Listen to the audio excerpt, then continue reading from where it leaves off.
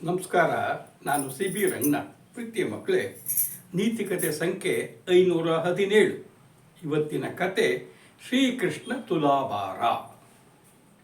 ಈ ತುಲಾಭಾರ ಅಂದ್ರೆ ಏನು? ನಾವೀಗೆಲ್ಲ ನೋಡಿದ್ದೀವಿ. ಈ ಸಾಮಾನ್ಯವಾಗಿ 60 ವರ್ಷ ವಯಸ್ಸಾದಂಥವರು 60 ವರ್ಷ ಶಾಂತಿ ಮಾಡ್ಕೊಳ್ತಾರೆ, 75 ಮಾಡ್ಕೊಳ್ತಾರೆ. ಅವಾಗೆಲ್ಲ ಏನು ಮಾಡ್ತಾರೆ, ಅವರ ತೂಕದ ದವಸ ಧಾನ್ಯಗಳನ್ನು, ತೆಂಗಿನಕಾಯಿ, ಬೆಲ್ಲ ಇವನ್ನೆಲ್ಲವನ್ನು ಸಹಿತ ತೂಕ ಮಾಡಿಕೊಂಡು ತಮ್ಮ ತೂಕದ ಈ ದವಸ ಧಾನ್ಯಗಳನ್ನು ಬ್ರಾಹ್ಮಣರಿಗೆ ದಾನ ಮಾಡ್ತಾರೆ. ಇನ್ನು ಕೆಲವು ದೇವಸ್ಥಾನಗಳಲ್ಲಂತೂ ಜನ ಬಂದು ಅಲ್ಲಿ ತುಲಾಭಾರ ಸೇವೆ ಮಾಡಿಕೊಂಡು ತಾವು ಏನೇನು ಇರುತ್ತೋ ಪದಾರ್ಥಗಳನ್ನೆಲ್ಲ ಮಠಕ್ಕೆ, ದೇವಸ್ಥಾನಕ್ಕೆ ಅರ್ಪಿಸ್ಬಿಡ್ತಾರೆ. ಅದನ್ನು ಸಮಾರಾಧನೆಗೆ ಬಳಸ್ತಾರೆ. ಒಟ್ಟಿನಲ್ಲಿ ತುಲಾಭಾರ ಒಂದು ಪುಣ್ಯ ಕಾರ್ಯ, ದಿನ ಮಾಡೋದಿಲ್ಲ. ಆದರೆ ಇವತ್ತಿನ ಕಥೆ ಯಾವುದು? ಶ್ರೀಕೃಷ್ಣ ತುಲಾಭಾರ.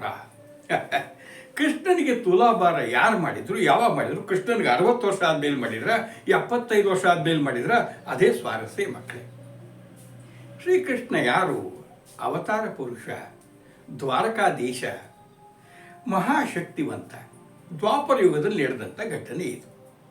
ಶ್ರೀಕೃಷ್ಣ ಮಹಾ ಚೆಲುವ, ಶೂರ, ಧೀರ, ಚಾಣಾಕ್ಷ, ಹೇಳಿ ಕೇಳಿ ವಿಷ್ಣುವಿನ ಅವತಾರ.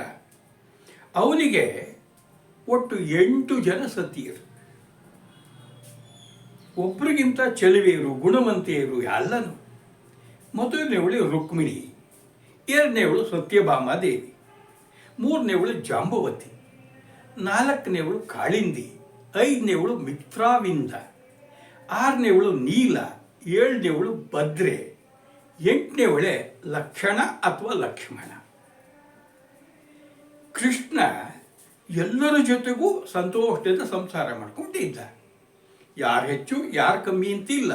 ಅಷ್ಟಮಹಿಷಿಯರಿಗೂ ದ್ವಾರಕೆಯಲ್ಲಿ ಒಂದೊಂದು ಬೇರೆ ಬೇರೆ ಅರಮನೆಗಳಿದೆ.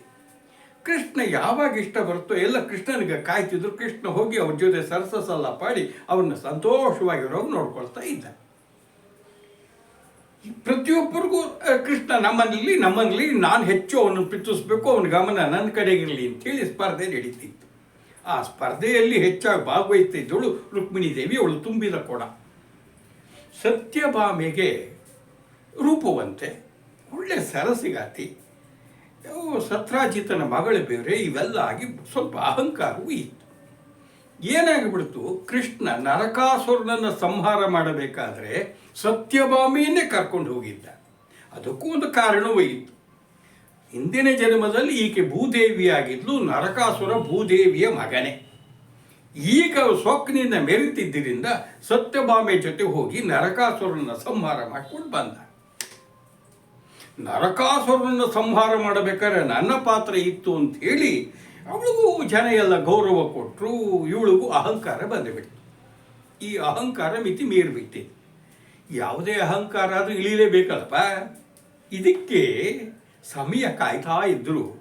ಇದಕ್ಕೊಂದು ನಾಟಕವೇ ನಡೆದೋಯ್ತು. ಅದೇ ಶ್ರೀಕೃಷ್ಣ ತುಲಾಭಾರ. ಕೃಷ್ಣನ ಜೊತೆಗೆ ನಮ್ಮ ನಾರದ ಮುನಿಗಳು, ತ್ರಿಲೋಕ ಸಂಚಾರಿಗಳು, ಲೋಕ ಕಲ್ಯಾಣಾರ್ಥವಾಗಿ ಎಲ್ಲೆಲ್ಲಿ ಏನೇನು ಮಾಡಬೇಕು ಪಿಟಿಂಗಿಟ್ಟು ಜಗಳವನ್ನು ತಂದಿಟ್ಟು ಕಲಹಪ್ರಿಯ. ಆದರೆ ಕೊನೆಗದು ಸುಖಾಂತದಲ್ಲಿ ಅಂತ್ಯವಾಗ್ತಿತ್ತು. ಏನಾಗಿದೆ, ನಮ್ಮ ನಾರದ ಮುನಿಗಳು ಪರಮಾತ್ಮನ, ಈ ವಿಷ್ಣುವಿನ ಪರಮ ಭಕ್ತರು, ತ್ರಿಲೋಕ ಸಂಚಾರಿ ನಾರಾಯಣ ಅಂದ್ಕೊಂಡು ಒಮ್ಮೆ ದೇವಲೋಕಕ್ಕೆ ಹೋಗಿದ್ರು. ದೇವಲೋಕದಲ್ಲಿ ಅವರಿಗೆ ಪಾರಿಜಾತ ಪುಷ್ಪ, ಈ ಪಾರಿಜಾತ ವೃಕ್ಷವೂ ಸಹಿತ ದೇವತೆಗಳು ಮತ್ತು ರಾಕ್ಷಸರು ಸಮುದ್ರವನ್ನು ಕಡಿದಾಗ ಅದು ಉಂಟಾಗಿದೆ. ಅದರಲ್ಲೇ ಈ ಹೂವನ್ನೇನು ಮಾಡಿದರು, ಪಾರಿಜಾತ ಪುಷ್ಪವನ್ನು ನಾರದ ಮುನಿಗಳಿಗೆ ಕೊಟ್ಟರು. ನಾರದ ಮುನಿಗಳೇನು ಮಾಡಿದ್ದಾರೆ, ಸೀದಾ ದ್ವಾರಕೆಗೆ ಬಂದರು.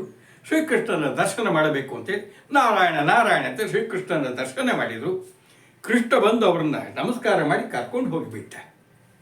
ಕೂಡುತ್ತ, ಕೃಷ್ಣ ತಗೋ, ಈ ಪುಷ್ಪವನ್ನು ನೀನು ಯಾಕೆ ತಂದಿದ್ದೀನಿ? ನಾರದ ಮುನಿಗಳೇ, ಏನಿದು? ಈ ಹೂವನ್ನು ನಾನು ಮುಡ್ಕೊಳ್ಳೋಕ್ಕಾಗತ್ತ? ಚಾಚಾ, ನಿನಗೇನಪ್ಪ, ಇದು ಅತ್ಯಂತ ಶ್ರೇಷ್ಠವಾದ ಪುಷ್ಪ, ಭೂಮಿಯಲ್ಲಿ ಇಲ್ಲೆಲ್ಲ ದೇವಲೋಕದಲ್ಲಿ ಇರೋದು. ನಾನು ಬ್ರಹ್ಮಚಾರಿ, ಏನು ಮಾಡಲಿ? ನಿನಗೇನಪ್ಪ, 8 ಜನ ಪತ್ನಿಯರಿದ್ದ, ಯಾರಿಗಿಷ್ಟನೋ ಯಾರೋಗ್ಯರೋ ಅವ್ರಿಗೆ ಕೊಟ್ಟು ಬಿಡು. ಕೃಷ್ಣ ಏನು ಮಾಡಬೇಕು? ಅಷ್ಟೊತ್ತಿಗೆ ರುಕ್ಮಿಣಿ ದೇವಿ ಬಂದು ರುಕ್ಮಿಣಿ ದೇವಿ ತುಂಬುದು ಕೊಡ ಅವಳಿಗೆ ಪುಷ್ಪವನ್ನು ಕೊಟ್ಟುಬಿಟ್ಟು ನಾರದ ಮುನಿಗಳು ಸುಮ್ಮನೆ ಇರಲಿಲ್ಲ. ಸೀದಾ ನಾರಾಯಣ ನಾರಾಯಣ ಅಂತೇಳಿ ಬೇಕಂತೆ ಸತ್ಯಭಾಮೆಯ ಅಂತಃಪುರಕ್ಕೆ ಹೋದರು. ಸತ್ಯಭಾಮಾದೇವಿ ತಾಯಿ ಸೌಖ್ಯವೇ ಅಂತೇಳಿ ಬಹಳ ನಯದಿಂದ ವಿಚಾರಿಸ್ತಿದ್ದಾರೆ. ಸರಿ, ನಾನು ಹೀಗೆ ಹೋಗಿದ್ದೆ, ಕೃಷ್ಣ ಸ್ವಾಮಿಗೆ ಪಾರಿಜಾತ ಪುಷ್ಪ ಕೊಟ್ಟಿದ್ದೆ, ನಿನ್ನ ಇಷ್ಟಪತ್ನಿಯರಿಗೆ ಕೊಡು ಅಂತ ಹೇಳಿದೆ, ನೀನು ಕೊಟ್ರ? ಇಲ್ಲ ಇಲ್ಲ, ಅಯ್ಯಯ್ಯೋ, ಕೃಷ್ಣ ಪರಮಾತ್ಮನ ಇಷ್ಟಪತ್ನಿ ನೀನು ಅನ್ಕೊಂಡ್ಬಿಟ್ಟಿದ್ದೆ, ಇಲ್ಲಿ ಹಿಂಗೆ ಕೊಡ್ತಿದ್ದೆ ಅಂತ ಹೇಳಿ ನಾಟಕ ಆಡಿಬಿಟ್ಟು. ಸತ್ಯಭಾಮಿ ಹಠದಿಂದ ವಿಚಾರ ಮಾಡಿ ನೋಡಿದರೆ ಶ್ರೀಕೃಷ್ಣ ಅದನ್ನು ರುಕ್ಮಿಣಿ ದೇವಿ ಕೊಟ್ಬಿಟ್ಟಿದ್ದಾನೆ ಅಂತ ಭಾರಿ ಕೋಪ ಬಂದ್ಬಿಡ್ತು. ಕೃಷ್ಣನಿಗೆ ನನಗಿಂತ ಇಷ್ಟವಾದಂಥ ಹೆಂಡತಿ ಅವಳ ಇಲ್ಲ, ನಾನು ರೂಪವಂತೆ ಗುಣವಂತೆ ಅಥವಾ ಅದೊಂದು ಗೂಟ್ಲು ಅಂದ್ಕೊಂಡು ಸಿಕ್ಕಾಪಟ್ಟೆ ಜಗಳ ಮಾಡಿದ್ಲು. ಏನು, ಕೃಷ್ಣ ಬಂದರೆ ಬಾಗಿಲೇ ತೆಗಿತಿಲ್ಲ. ಕೃಷ್ಣ ಪರಿಪರಿಯಾಗಿ ಅವಳ ಕೋಪ ಗೊತ್ತಿತ್ತು. ಬೇಡವಾ, ಊರಿನ ಜನ ನೋಡ್ತಿದ್ದಾರೆ, ಬಾಗಿಲು ತೆಗಿ, ಹಾಗೆಲ್ಲ ಮಾಡಬೇಡ ಅಂತೇಳಿ ಅವನು ಎಷ್ಟೆಷ್ಟು ನಯವಾಗಿ ಕೇಳ್ಕೊಂಡ್ರು ಸಹಿತ ಬಿಡ್ಲಿಲ್ಲ. ಕೊನೆಗೂ ಅಂತೂ ಬಾಗಿಲು ತೆಗೆದ್ಲು. ಆವಾಗ ಕೃಷ್ಣನ ಜೊತೆ ಹೇಳಿದ್ಲು, ಅವಳ ಮನೆಗೆ ಹೋಗಬೇಕಿತ್ತು, ಪಾರಿಜಾತ ಪುಷ್ಪ ಅಲ್ಲಿ ಕೊಟ್ಟು ಬಂದಿದ್ದೀರಿ. ಅಯ್ಯೋ, ಇಷ್ಟೇ ತಾನೇ, ನಿನಗಿಂತ ನನಗೆ ಇಷ್ಟವಾದವ್ರು ಯಾರೂ ಇಲ್ಲ ಅಂಥೇಳಿ ನಿನಗೆ ಪಾರಿಜಾತ ಪುಷ್ಪ ಒಂದಲ್ಲ ಪಾರಿಜಾತ ವೃಕ್ಷವನ್ನೇ ತರಿಸ್ತೀನಿ ಅಂಥೇಳಿ ಗರುಡನಿಗೆ ಹೇಳ್ದ, ಹೋಗಪ್ಪ ತಗೊಂಬ ದೇವಲೋಕದಿಂದ.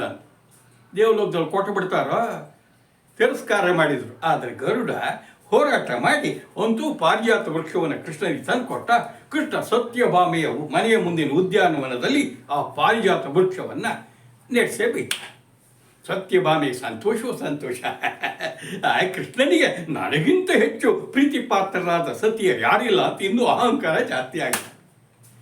ಆದರೆ ರಾತ್ರಿ ಹೂ ಬಿಟ್ಟರೆ ಪಾರಿಜಾತ ವೃಕ್ಷದಲ್ಲಿ ಬೆಳಗ್ಗೆ ನೋಡಿದ್ರೆ ಗಾಳಿ ಹಾಕೊಂಡು ಅವೆಲ್ಲ ಪಕ್ಕದ ಗೋಡೆ, ಏನದು ಒಂದೇ ಗೋಡೆ, ಈ ಸತ್ಯಭಾಮ ದೇವಿಯ ಅಂತಃಪುರಕ್ಕೂ ಈ ಕಡೆಗೆ ರುಕ್ಮಿಣಿ ದೇವಿಯ ಅಂತಃಪುರಕ್ಕೂ ಹೂವೆಲ್ಲ ಹಾರ್ಕೊಂಡು ಹೋಗಿ ರುಕ್ಮಿಣಿ ದೇವಿಯ ಮನೆ ಮುಂದೆ ಬಿದ್ದು ಬಿಟ್ಟಿದೆ ಅವಳ ಉದ್ಯಾನವನದಲ್ಲಿ. ಅಯ್ಯೋ, ಇದೇನಿದು ಇಷ್ಟೊಂದು ಹೂವು ಅಂತ ತಗೊಂಡು ಬುಟ್ಟಿಯಲ್ಲಿಟ್ಟು ಕೃಷ್ಣನಿಗೆ ಅರ್ಪಣೆ ಮಾಡ್ತೀನಿ ನಿಂತ್ಕೊಂಡಿದ್ದಾರೆ. ಸತ್ಯಭಾಮೆ ಬಂದು ನೋಡ್ತಾಳೆ, ತಮ್ಮ ಮನೆ ಮುಂದೆ ಹೂವೇ ಇಲ್ಲ. ಎಲ್ಲ ಅಲ್ಲಿ ನೋಡಿ ನೋಡ್ತಾಳೆ, ಗೋಡೆಯಿಂದ ಈ ಕಡೆಗೆ ರುಕ್ಮಿಣಿ ದೇವಿ ಆರಿಸ್ಕೊಳ್ತಿದ್ದಾಳೆ. ಇಬ್ಬರಿಗೂ ಜಗಳ ಶುರುವಾಗ್ಬಿಡ್ತು. ನಮ್ಮ ಗಿಡ ಇದು, ನಮ್ಮ ಗಿಡದ ಹೂವನ್ನು ನೀನು ಹೆಂಗೆ ಆರಿಸ್ಕೊಂಡು ಕಳ್ಳಿ ಸುಳ್ಳಿ ಅಂತ. ಅಲ್ಲಮ್ಮ ತಂಗಿ, ಇದು ನನ್ನ ಮನೆ ಬಾಗಿಲಿ ಬಂದು ಬಿದ್ದಿದೆ, ನಾನೇನು ಬೀಳು ಅಂತ ಹೇಳಿದ್ದಂತ ಅವಳು ಸಮರ್ಥನೆ ಮಾಡ್ಕೊಳ್ಳೋಕೆ ಹೋದ್ಲು. ಕೊನೆಗೂ ಸಹಿತ ಅಲ್ಲಿ ಪಂಚಾಯಿತಿ ಮಾಡಲಿಕ್ಕೆ ಯಾರು ಕೃಷ್ಣನೇ ಬರಬೇಕಾಯ್ತು. ಕೃಷ್ಣ ಏನೋ ಮಾಡಿ ನೈವಾಗ ಹಂಗಲ್ಲ ಅಂತ ಹೇಳ್ಬಿಟ್ಟ. ಸತ್ಯಭಾಮೆಗೆ ಸಿಟ್ಟು. ಏನಾದರೂ ಮಾಡಿದ್ರು ರುಕ್ಮಿಣಿಯ ಘನತೆ ಗೌರವ ಜಾಸ್ತಿ ಆಗ್ತಾ ಇದೆ, ಕೃಷ್ಣನ ಪ್ರೀತಿ ನನ್ನ ಕಡೆ ಕಮ್ಮಿ ಆಗ್ತಾ ಇದೆ. ಏನು ಮಾಡಬೇಕು, ಏನಾದರೂ ಮಾಡಿ ಕೃಷ್ಣನ ಕಟ್ಟಿ ಹಾಕ್ಬಿಡ್ಬೇಕು, ಆತನ ದಾಸನಾಗಿ ನನ್ನ ಹತ್ರನೇ ಬಂದು ಬಿದ್ದಿರಬೇಕು ಅಂತ ಮನಸ್ಸಿನಲ್ಲಿ ಯೋಚನೆ ಬಂದರು. ಇದು ಹೆಂಗೂ ಗೊತ್ತೇ ಇತ್ತಲ್ಲ ಕೃಷ್ಣನಿಗೂ ನಾರದ ಮುನಿಗಳು. ನಾರದರು ನಾರಾಯಣ ಅಂಥೇಳಿ ತಂಬೂರಿ ತಗೊಂಡು ಈ ತಂಬೂರಿ ನುಡಿಸ್ಕೊಂಡು ಈ ಕಂಚರ ಬಾರಿಸ್ಕೊಂಡು ಹೋಗಿಬಿಟ್ಟು ರುಕ್ಮಿಣಿ ತಾಯಿ ಸತ್ಯಭಾಮ ದೇವಿ ಏನಮ್ಮ ಯೋಚನೆ ಅಂದಾಗ, ಪೂಜ್ಯರೇ ಏನು ಹೇಳಲಿ, ಈ ಕೃಷ್ಣನಿಗೆ ನನ್ನ ಬಗ್ಗೆ ಪ್ರೀತಿನೇ ಇಲ್ಲ, ಹಾಗೆ ಹೀಗೆ ಅಂತಲೂ ದೂರಿಲ್ಲ. ಯಾಕಮ್ಮ ಹಂಗೆ, ನಿನ್ನ ಬಗ್ಗೆ ಬಹಳ ಪ್ರೀತಿ, ನೀವು ಗುಣವಂತೆ ರೂಪವಂತೆ ಹಾಗೆ ಹೀಗೆ ಎಲ್ಲ ಹೊಗಳಿದ್ರು. ಅದೆಲ್ಲ ಸರಿ ಸ್ವಾಮಿ, ನೋಡಿ ನೀವು ದಯವಿಟ್ಟು ನನಗೊಂದು ಉಪಾಯ ಹೇಳ್ಕೊಡಿ. ಕೃಷ್ಣ ಪರಮಾತ್ಮ 24 ಗಂಟೆ ನನ್ನ ಜೊತೆಗೆ ಇರಬೇಕು, ನಾನು ಹೇಳ್ದಂಗೆ ಕೇಳಬೇಕು, ನನ್ನ ದಾಸನಾಗಿರಬೇಕು, ಬೇರೆ ಸತಿಯರ ಜೊತೆಗೆ ಕಣ್ಣೆತ್ತು ನೋಡಬಾರ್ದು ಅಂತ. ಅದಕ್ಕೆ ತಾಯಿ, ಅದಕ್ಕೊಂದು ಮಾರ್ಗ ಇದೆ. ನೀನು ಹಂಗೆ ಮಾಡಿದ್ರಾಗ ಏನು ಮಾಡಬೇಕು ನೋಡು, ಯಾರಾದರೂ ಒಬ್ಬ ಬ್ರಾಹ್ಮಣನಿಗೆ ನಿನ್ನ ಗಂಡನನ್ನು ದಾನ ಮಾಡಿಬಿಡು, ಆಮೇಲೆ ಅದಕ್ಕೆ ಹೇಗೆ ಬಿಡಿಸ್ಕೊಳ್ಳೋದು ಅವೆಲ್ಲ ನಾನು ಹೇಳ್ಕೊಡ್ತೀನಿ. ಅವಾಗೇನಾಗತ್ತೆ, ಪತಿಯನ್ನೇ ದಾನ ಮಾಡಿದಂಥ ಪುಣ್ಯದಿಂದ ಕೃಷ್ಣ ನಿನ್ನನ್ನು ಒಲಿತಾನೆ, ನೋಡು ನನ್ನ ಉಪಾಯ. ಇವಳು ಹಿಂದೆ ಮುಂದೆ ಯೋಚನೆ ಮಾಡಲೇ ಇಲ್ಲ. ಯಾಕೆ, ಎಲ್ಲರಿಗಿಂತ ಹೆಚ್ಚು ಕೃಷ್ಣನ ಪ್ರೀತಿ ಪಡಿಬೇಕು ಅಂತ ಹೇಳಿ ಯಾರಿಗಾರು ದಾನ ಕೊಡೋಕೋರು ಯಾವ ಬ್ರಾಹ್ಮಣರು ಕೃಷ್ಣನಂಥ ಪುಣ್ಯಾತ್ಮನ ಅಯ್ಯೋ ನಮಗೆಲ್ಲಪ್ಪ ಶಕ್ತಿ ಇಲ್ಲ ಅಂತ ತಿರಸ್ಕಾರ ಮಾಡಿದರು. ಆಗ ಪೂಜ್ಯರು ಏನು ಮಾಡಲಿ, ನೀವು ಬ್ರಾಹ್ಮಣರಲ್ಲಿ ನಿಮಗೆ ಕೊಟ್ಬಿಡ್ತೀನಿ. ಆಯ್ತಾ, ಈ ಕೊಡು ಅಂದರು. ಕೃಷ್ಣನನ್ನು ಬಂದು ಕೂಡಲೇ, ಕೃಷ್ಣ ನಿನ್ನನ್ನು ನಾನು ನಾರದ ಮುನಿಗಳಿಗೆ ದಾನವಾಗಿ ಕೊಟ್ಟಿದ್ದೀನಿ ಕೂಡಲೇ ಚೆನ್ನಾಗಿ ಯೋಚನೆ ಮಾಡಿದ್ದೀನಿ ಅಂತ ಹೇಳೇ ಬಿಟ್ಲು. ಕೃಷ್ಣ ನಾರದನ ಜೊತೆ ಹೋಗೇ ಬಿಟ್ಟ. ಈಗ ದಾಸ, ನಾರದ ಮುನಿಗಳಿಗೆ ಕೃಷ್ಣ ದಾಸ ಆಳು, ನಡೆ ಅಂತ ಕರ್ಕೊಂಡು ಹೊಂಟೇ ಬಿಟ್ರು. ಇದು ಕೃಷ್ಣನ ಇತರ ಸತಿಯರಿಗೆ ಗೊತ್ತಾಗ ಅವರೆಲ್ಲರೂ ಸಹಿತ ಬಂದು ಇವಳ ಜೊತೆ ಜಗಳ ಆಡಿದ್ರು. ಅಲ್ಲ, ಕೃಷ್ಣ ನಮ್ಮ 8 ಜನಕ್ಕೂ ಗಂಡ, ನೀನು ಒಬ್ಬಳೇ ನಮ್ಮ ಅನುಮತಿ ಕೇಳಿದೆ, ನೀನು ಹೆಂಗೆ ದಾನ ಕೊಟ್ಟಿ ಅಂತ ಹೇಳಿ ಅವಳಿಗೆ ಸಿಕ್ಕಾಪಟ್ಟೆ ಜಗಳ ಆಡ್ಬೇಕು. ಅವಳಿಗೇನು ಮಾಡೋಕ್ಕೆ ತೋಚಲಿಲ್ಲ. ಇಲ್ಲಿ ನೋಡಿದರೆ ಊರು ತುಂಬ ಗುಲ್ಲು. ನಾರದ ಮುನಿಗಳು ಏನು ಮಾಡಿದ್ದಾರೆ, ಕೃಷ್ಣನ ಕರ್ಕೊಂಡು ಹೋಗಿ ಕೃಷ್ಣ ಆ ಕೆಲಸ ಮಾಡು ಈ ಕೆಲಸ ಮಾಡು ಅಂತ ಅವನ ಹತ್ರ ಕೆಲಸ ಮಾಡಿಸ್ತಿದ್ದಾರೆ. ಊರಿನ ಜನ ಎಲ್ಲ ಬೈತಿದ್ದಾರೆ. ಅಯ್ಯೋಯ್ಯೋ, ಕೃಷ್ಣನನ್ನು ದಾನ ಮಾಡಿಬಿಟ್ಟಿದ್ದಾಳಲ್ಲ ಇವಳೆಂಥವಳು, ಛಾ ಇವಳು ಹಂಗೆ ಹೀಗೆ ಅಂತೆಲ್ಲ ಬೈಯಕ್ಕೆ ಶುರು ಮಾಡಿಬಿಟ್ರು. ಸತ್ಯಭಾಮೆ ಏನೋ ಮಾಡ್ಲಿಕ್ಕೆ ಹೋಗಿ ಏನೋ ಆಯ್ತಲ್ಲ, ಏನು ಮಾಡಬೇಕು ಗೊತ್ತಾಗ್ತಿಲ್ಲ. ಎಲ್ಲರೂ ಈ ಬಾಕಿ ಕೃಷ್ಣನ ಸತಿಯರು ಬೈದಿದ್ದಾರೆ, ಊರಿನ ಜನ ಬೈತಿದ್ದಾರೆ. ನಾನು ತಿಳಿದು ಏನೋ ಮಾಡಿಬಿಟ್ಟೆ ಅಂದ್ಕೊಂಡ್ರು. ಸೀದಾ ಓಡೋದ್ಲು. ನಾರದ ಮುನಿಗಳಿಗೆ ನಮಸ್ಕಾರ ಮಾಡಿದರು. ಪೂಜ್ಯರೇ, ನೀವು ಹೇಳಿದ್ದೇನೋ ಮಾಡಿಬಿಟ್ಟೆ, ಅದು ಹಿಂಗಾಗಿಬಿಟ್ಟಿದೆ, ದಯವಿಟ್ಟು ಕಾಪಾಡಿ ನಾನು ಕೃಷ್ಣನಂಗೆ ಕೊಟ್ಟುಬಿಡಿ ಅಂತ. ಅಮ್ಮ ಸತ್ಯಭಾಮ ದೇವಿ, ಆಯ್ತು ಕೊಡೋಣ. ನೋಡು, ದಾನವಾಗಿ ಒಂದು ವಸ್ತುವನ್ನು ಪಡೆದ ಮೇಲೆ ಮತ್ತೆ ಹಿಂದಿರುಗಿ ನಾನು ನಿನಗೆ ದಾನ ಮಾಡಲಿಕ್ಕಾಗಲ್ಲ. ನಾನು ಬ್ರಾಹ್ಮಣ, ನಿನಗೆ ಕ್ಷತ್ರಿಯಳು, ನೀನು ದಾನವನ್ನು ಸ್ವೀಕರಿಸೋ ಅಧಿಕಾರ ಇಲ್ಲ. ಏನು ಮಾಡಬೇಕು, ಏನಾದರೂ ಒಂದು ವಸ್ತುವನ್ನು ಕೃಷ್ಣನ ಪರವಾಗಿ ಕೊಟ್ಟರೆ ನಾನು ನಿನಗೆ ಕೃಷ್ಣನ ಕೊಡ್ತೇನೆ. ಏನು ಕೊಡಬೇಕು? ನೋಡಮ್ಮ, ಒಂದು ಕೆಲಸ ಮಾಡು, ಸಮನಾಗಿರಬೇಕು, ತುಲಾಭಾರ ಮಾಡು. ನೋಡು ತಾಯಿ, ನಡಿ ಮನೆಗೆ ಹೋಗೋಣ ಅಂತೇಳಿ ಕೃಷ್ಣನ ಕರ್ಕೊಂಡು ಹೋಗಿ ಅವಳ ಅಂತಃಪುರಕ್ಕೆ ಬಂದುಬಿಟ್ರು. ತಾಯಿ ಹೇಳ್ತೀನಿ ಕೇಳು, ಕೃಷ್ಣ ಈಗ ನನ್ನ ದಾಸ, ಅವನು ನಿನ್ನವನಾಗಬೇಕು ಅಂತಿದ್ರೆ ನಿಮ್ಮ ಮನೆಯಲ್ಲಿ ಇದೆಯಲ್ಲ ದವಸ ಧಾನ್ಯ, ತೆಂಗಿನಕಾಯಿ, ಹೂವು, ಹಣ್ಣು ಇತ್ಯಾದಿ ಅಂತ ಹೇಳ್ತಿದ್ದಾರೆ. ಕೃಷ್ಣನ ಸರಿ ತೂಕಕ್ಕೆ ಬರುವ ಹಾಗೆ ಇವನ್ನೆಲ್ಲ ಕೊಟ್ಟು ಬಿಟ್ರೆ ಸಾಕು, ಸಮತೂಕ ಆಗಿಬಿಟ್ರೆ ತಕಡಿಯಲ್ಲಿ ತೂಕ ಮಾಡಿದರೆ ಕೃಷ್ಣ ನಿನಗೆ ಸಲ್ತಾನೆ. ನಾರದ ಮುನಿಗಳೇ, ನನ್ನನ್ನೇನು ಅಂದ್ಕೊಂಡಿದ್ದೀರಿ? ನಾನು ಕೃಷ್ಣನ ಅತ್ಯಂತ ಪ್ರಿಯ ಪತ್ನಿ. ನಮ್ಮ ಅರಮನೆಯಲ್ಲಿ ಬರೀ ಯಾರೋ ಸಾಮಾನ್ಯ ಮನುಷ್ಯರಾಗೆ ಅಕ್ಕಿ ಕೊಡ್ಲಾ, ಗೋಧಿ ಕೊಡ್ಲಾ, ಬೇಳೆ ಕೊಡ್ಲಾ, ತೆಂಗಿನಕಾಯಿ ಕೊಡ್ಲಾ, ಹೂವಣ ಚಾಚ. ನಾನು ಕೃಷ್ಣನನ್ನು ಬೆಳ್ಳಿ, ಬಂಗಾರ, ಮುತ್ತು, ರತ್ನಗಳಿಂದಲೇ ತೂಕ ಮಾಡಿ ಪಡಿತೀನಿ. ಆಯ್ತಾಯಿ ಎಂದು ತಕ್ಕಡಿ ಇಟ್ಟಿದ್ದಾರೆ. ಎಲ್ಲ ಜನ ನೆರೆದು ಬಿಟ್ಟಿದ್ದಾರೆ. ಈ ಕಡೆಗೆ ಕೃಷ್ಣನನ್ನು ತಕ್ಕಡಿ ಒಂದು ಭಾಗದಲ್ಲಿ ಕೂಡಿಸ್ಬಿಟ್ರು. ಇನ್ನೊಂದು ಕಡೆಗೆ ರುಕ್ಮಿಣಿ ಸತ್ಯಭಾಮ ದೇವಿ ದಾಸಿಯರಿಂದ ತಂದು ತುಂಬಿಸಿದ್ಲು. ಬೆಳ್ಳಿ ಬಂತು, ಬಂಗಾರ ಬಂತು, ವಜ್ರ ಬಂತು, ವೈಡೂರ್ಯ ಬಂತು, ಎಲ್ಲವೂ ಎಷ್ಟು ಹಾಕಿದ್ರು ಸಹಿತ ಅರಮನೆಯಲ್ಲಿರೋ ಬೆಳ್ಳಿ ಬಂಗಾರ ಎಲ್ಲವೂ ಖಾಲಿ ಆಯಿತು. ತಕ್ಕಡಿ ಹೇಳ್ತಾನೇ ಇಲ್ಲ. ಸತ್ಯಭಾಮೆ ಕೈಕಾಲು ನಡ್ಕೋಕ್ಕೆ ಶುರುವಾಗ್ಬಿಡ್ತು. ಏನಪ್ಪ ಇದು? ತನ್ನ ಮೈ ಮೇಲಿರೋ ಆಭರಣಗಳನ್ನೆಲ್ಲ ಕಣ್ಣೀರು ತೆಗೆದುಹಾಕಿದ್ಲು. ಕೊರಳಲ್ಲಿ ಮಾಂಗಲ್ಯ ಒಂದೇ ಉಳಿದಿದ್ದು, ಕಣ್ಣೀರು ತುಂಬಿಟ್ಲು. ಅಯ್ಯೋ, ಏನಿದು? ಈಗ ನಮ್ಮ ಕೃಷ್ಣನ ತೂಕ ಇಷ್ಟೊಂದು ನನಗೆ ಗೊತ್ತೇ ಆಗಲಿಲ್ಲ. ಅಯ್ಯೋ, ನಾನು ಇನ್ನೇನು ತರಲಿ, ಈ ಬ್ರಾಹ್ಮಣ ಬೇರೆ ನನಗೆ ವಾಪಸ್ ಕೊಡ್ತಿಲ್ಲ, ಏನು ಮಾಡಲಿ ಅಂತ ಹೋಗಿ ನಾರದರ ಮುಂದೆ ಕಣ್ಣೀರು ಹಾಕಿ ಕಾಲಿಗೆ ಬಿದ್ದು ಬೇಡ್ಕೊಂಡು, ಸ್ವಾಮಿ, ನನ್ನ ಗಂಡನ ಮಹಿಮೆ ಗೊತ್ತಾಗಲಿಲ್ಲ, ಎಷ್ಟು ತೂಗ್ತಾನೆ ಅಂತೇಳಿ ಏನೋ ಹಗುರ ಅನ್ಕೊಬಿಟ್ಟೆ, ಏನೋ ಮಾಡ್ದಂಗೆ ಆಯ್ತು, ಏನು ಮಾಡಲಿ ಸ್ವಾಮಿ, ನನ್ನ ಗಂಡನನ್ನು ಹೇಗೆ ನಾನು ಪಡೆಯೋದು ಹೇಳಿ ಏನಾದರೂ ತಕಡಿ ಹೇಳತ್ತೆ ಅಂತ ಕಾಲಿಗೆ ಬಿದ್ದಲು. ಅವಳ ಅಹಂಕಾರ 99 ಭಾಗ ಕರಗಿಬಿಡ್ತು. ಇನ್ನೂ ಒಂಚೂರಿ ಇತ್ತು. ಆಗ ಕೃಷ್ಣ ಮತ್ತು ನಾರದ ಮುನಿಗಳು ಕಣ್ಣಲ್ಲೇ ಸಂಗ್ನೆ ಮಾಡಿಕೊಂಡ್ರು. ಅಮ್ಮ, ನೀನು ಕಣ್ಣೀರು ಹಾಕಿಸ್ಬೇಕು ಅಂತ ಇನ್ನತ್ತ ಯೋಚನೆ ಮಾಡಬೇಡ. ನೀನು ನಿಮ್ಮ ಅಕ್ಕ ರುಕ್ಮಿಣಿ ದೇವಿ ಕೇಳಿ, ಏನಾದ್ರು ಪರಿಹಾರ ಹೇಳ್ತಾಳೆ, ಕೃಷ್ಣ ಎಲ್ಲರಿಗೂ ಸೇರಿದಲ್ಲ ಅಂದ್ಕೊಂಡ್ಬಿಳೆ. ಹಿಂದೆ ಯಾವತ್ತೂ ರುಕ್ಮಿಣಿ ದೇವಿ ಹತ್ರ ಹೋಗ್ತಾನೆ ಇರಲಿಲ್ಲ. ತನ್ನ ಗಂಡನನ್ನು ಪಡಿಬೇಕು, ಉಳಿಸ್ಕೊಳ್ಬೇಕು ಅಂತ ಸೀದಾ ಓಡೋದು. ಇವಳು ಓಡಿ ಬಂದು ರುಕ್ಮಿಣಿ ದೇವಿ ಕಾಲಿಗೆ ಬಿತ್ತು. ಅಕ್ಕ ನನ್ನ ಕೆಂಪಿಸ್ಬಿಡು, ನಾನು ಸ್ವಾರ್ಥಿಯಾಗಿಬಿಟ್ಟೆ, ನನ್ನ ಗಂಡನ ಪ್ರೀತಿ ನಾನೇ ಪಡಿಬೇಕು ಅಂತೇಳಿ ನಾರದನ ಮಾತು ಕೇಳ್ಕೊಂಡು ಅವನಿಗೆ ದಾನ ಕೊಟ್ಟುಬಿಟ್ಟೆ. ಕೃಷ್ಣ ಅವನ ಅಡಿಯಾಳಾಗಿಬಿಟ್ಟಿದ್ದಾನೆ. ಕೃಷ್ಣನ ಬಿಡಿಸ್ಕೊಳ್ಳೋಕ್ಕೆ ನಾನು ಮನೆಯಲ್ಲಿರೋ ಬೆಳ್ಳಿ ಬಂಗಾರ ಎಲ್ಲ ತುಲಾಭಾರ ಕೊಟ್ಟು ಸಹಿತ ತಕ್ಕಡಿ ಹೇಳ್ತಾ ಇಲ್ಲ. ಏನಾದ್ರು ಉಳಿಸ್ಕೊಡು ತಾಯಿ, ತಕ್ಕಡಿ ಹೇಳೋ ಮಾಡು ಅಂತೇಳಿ ಕಣ್ಣೀರು ಹಾಕಿಬಿಟ್ಟು, ಛೇ ಇದ್ಯಾಕೆ ಈಗ ಹೇಳ್ತಿದ್ದೀಯ? ನಾನು ನೀನು ಸಮಾನರು, ಹಾಗೆಲ್ಲ ನೀನು ನನ್ನ ಕಾಲಿ ಬೀಳಬಾರ್ದು ಅಂತೇಳಿ ಅವಳ ಪ್ರೀತಿ ಒಪ್ಕೊಂಡು ಕಣ್ಣೀರನ್ನು ಒರೆಸಿ ಕರ್ಕೊಂಡು ಬಂದು ನೋಡಿದರು. ನೋಡಮ್ಮ, ಬಂದಿದ್ದೀಯಾ? ಅದೇನು ಬೆಳ್ಳಿ ಬಂಗಾರ ಹಾಕು ತಕ್ಕಡಿಗೆ ಅಂತ ನಾರದ ಮುನಿಗಳು ಹೇಳಿದರು. ಆಕೆ ನಾರದ ಮುನಿಗಳಿಗೆ ಕೃಷ್ಣನಿಗೆ ನಮಸ್ಕಾರ ಮಾಡಿ ಕೃಷ್ಣನ ನಾಮಸ್ಮರಣೆ ಮಾಡ್ತಾ ಒಂದೇ ಒಂದು ತುಳಸಿ ದಳವನ್ನು ತಂದು ಶ್ರೀ ಕೃಷ್ಣಾರ್ಪಣ ವಸ್ತು ಅಂತೇಳಿ ಕೈ ಮುಗಿದು ಬಿಟ್ರು. ಅಲ್ಲಿದ್ದವ್ರಿಗೆ ಆಶ್ಚರ್ಯ, ಇಂಥ ಬೆಳ್ಳಿ ಬಂಗಾರ ಮುತ್ತು ರತ್ನ ಕೆತ್ತಿಲ್ಲ ತಕ್ಕಡಿ ಇದೆಂಗೆ ಹೇಳತ್ತೆ ಅಂತ.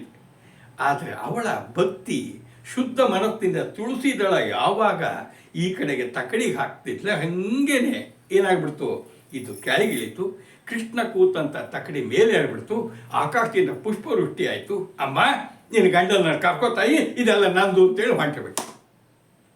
ಹೀಗೆ ಕೃಷ್ಣ ಮತ್ತೆ ಸತ್ಯಭಾಮೆಗೆ ತಕ್ಕದ.